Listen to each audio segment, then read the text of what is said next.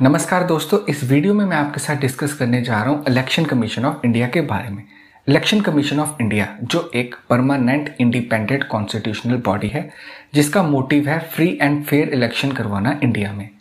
अब इसके composition functions जानने से पहले मैं आपको कुछ इंटरेस्टिंग फैक्ट्स बताऊंगा इस बॉडी के रिगार्डिंग।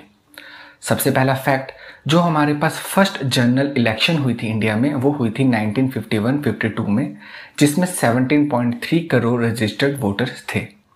उस टाइम जो हमारे पास चीफ इलेक्शन कमिश्नर थे हमारे, वो थे सुकुमर सेन। अब रिसेंटली ही 2019 में आपको पता है 70th जनरल इलेक्शन हुई है। ठीक है दोस्तों, उसमें हमारे पास 90 करोड़ रजिस्टर्ड वोटर्स थे। जनरल इलेक्शन को हम लोकसभा इलेक्शन भी बोलते हैं।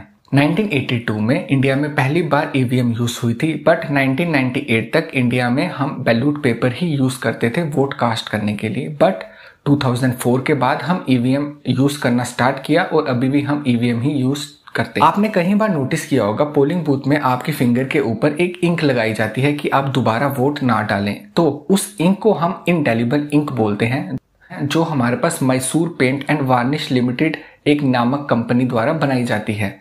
ये कंपनी आपको जान के अच्छा लगेगा कि ये कंपनी 20 और कंट्रीज में सप्लाई करती है अपनी ये इंक। देखिए दोस्तों, जो करंट हमारे पास चीफ इलेक्शन कमिश्नर है उनका नाम है सुशील चंद्र। अब आपको पता है कि 1951-52 में फर्स्ट जनरल इलेक्शन हुई थी और अभी 2019 में 17 जनरल इलेक्शन हुई थी, तो वहां से लेकर 2019 तक 17 जनरल इलेक्शन तक काफी कुछ चेंज हुआ है इंडिया में। तो उसी के टाइम देखिए, जब कॉन्स्टिट्यूशन बना था तब उन्होंने कहा था कि वोटिंग एज सेट की गई थी 21। यूनिवर्सल अडल्ट फ्रेंचाइज जो आर्टिकल 326 में मेंशन्ड है, इसके मुताबिक जब कॉन्स्टिट्यूशन बना था 321 ईयर से जो भी हमारे पास बड़े लोग हैं वो वोट कास्ट कर सकते हैं, मींस उनको एक राइट टू वोट है।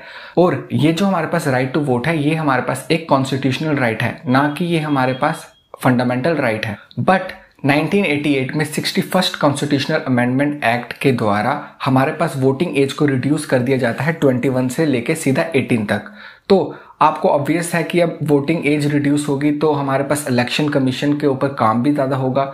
अब हम डिस्कस करेंगे main important point election commission of India के रिगार्डिंग। दोस्तों, इलेक्शन कमीशन ऑफ इंडिया, जैसे कि मैंने बताया कि इसका मेन मोटिव है फ्री एंड फेयर इलेक्शन करवाना। किस किस की? पार्लियामेंट की, स्टेट लेजिस्लेचर की, ऑफिस ऑफ प्रेसिडेंट की और ऑफिस ऑफ वाइस प्रेसिडेंट की। दोस्तों, जैसे कि आपको पता है इलेक्शन कमीशन ऑफ इंडिया एक ऑल इंडिया बॉडी है, मींस सेंट्रल गवर्नमेंट के लिए भी कॉमन है, स्टेट गवर्नमेंट के लिए भी कॉमन है।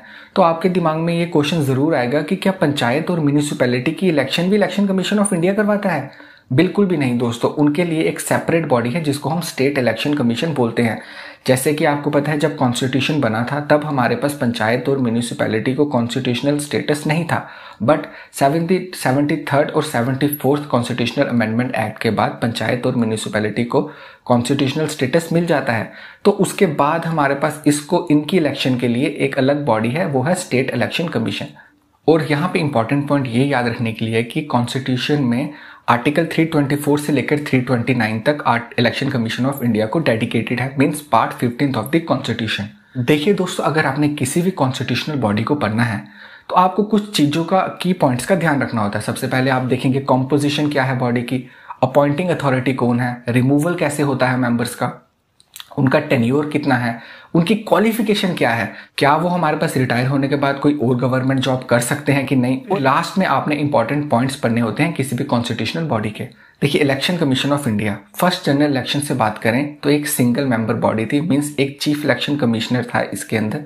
बट 1988 में जब 61st कॉन्स्टिट्यूशनल अमेंडमेंट एक्ट से एज को रिड्यूस कर देते हैं हम 21 से 18, तो हमारे पास 1989 16 अक्टूबर को प्रेसिडेंट हमारे पास अपॉइंट करते हैं 2 और इलेक्शन कमिश्नर को। तो यहां से ये सिंगल मेंबर बॉडी नहीं रह जाती, मल्टी मेंबर बॉडी बन जाती है। 1992 को इस डिसीजन को दोबारा रिवर्स करके इलेक्शन कमीशन को दोबारा सिंगल मेंबर बॉडी बना देते हैं और 1993 में इसको दोबारा मल्टी मेंबर बॉडी बना देते हैं। और तब से लेके आज तक इलेक्शन कमीशन ऑफ इंडिया एक मल्टी मेंबर बॉडी है। तो आपको करंट कंपोजिशन स्ट्रक्चर पता लग गया कि 1+2, जहां पे 1 एक हमारे पास चीफ इलेक्शन कमिश्नर होगा और 2 हमारे पास इलेक्शन कमिश्नर होंगे। नेक्स्ट जो मैंने आपको कीवर्ड बताया था कि अब आपको पता लग गया स्ट्रक्चर, आपको ये पता होना चाहिए कि इनको अपॉइंट कौन करेगा। तो हमारे पास चीफ इलेक्शन कमिश्नर को और इलेक्शन कमिश्नर को प्रेसिडेंट अपॉइंट करते हैं, और कितने इलेक्शन कमिश्नर होने चाहिए ये भी प्रेसिडेंट ही डिसाइड करते हैं। अब अपॉइंटमेंट हो गई, बट हमारे पास अपॉइंटमेंट के लिए कुछ क्वालिफिकेशन भी तो होनी चाहिए मेंबर की। कॉन्स्टिट्यूशन में इलेक्शन कमिश्नर या फिर चीफ इलेक्शन कमिश्नर के लिए कोई भी क्वालिफिकेशन दोस्तों नहीं बताई है। अब आपको पता लग गया अपॉइंटिंग अथॉरिटी, क्वालिफिकेशन। अब आपने जानना है कि इनका रिमूवल कैसे होगा। देखिए, अगर आप देखें दोस्तों, चीफ इलेक्शन कमिश्नर और अन्य जो 2 इलेक्शन कमिश्नर हैं, इनकी जो हमारे पास पावर्स, सैलरी अलाउंसेस होती है, ये एक जज ऑफ सुप्रीम कोर्ट के बराबर होती है। और अगर आपने चीफ इलेक्शन कमिश्नर को रिमूव करना है तो आपको हमारे पास वो प्रोसीजर फॉलो करना पड़ेगा जो हमारे पास किसी जज को रिमूव करने के लिए फॉलो किया जाता है। सबसे पहले जैसे आपको रिजोल्यूशन पास करना होता है किसी पार्लियामेंट हाउस में, फिर हमारे पास कमेटी बैठती है, फिर हमारे पास स्पेशल मेजोरिटी से वोटिंग होती है, उसके बाद हमारे पास प्रेसिडेंट के पास जाता है। तो मतलब काफी मुश्किल रिमूवल प्रोसेस है चीफ इलेक्शन कमिश्नर के लिए।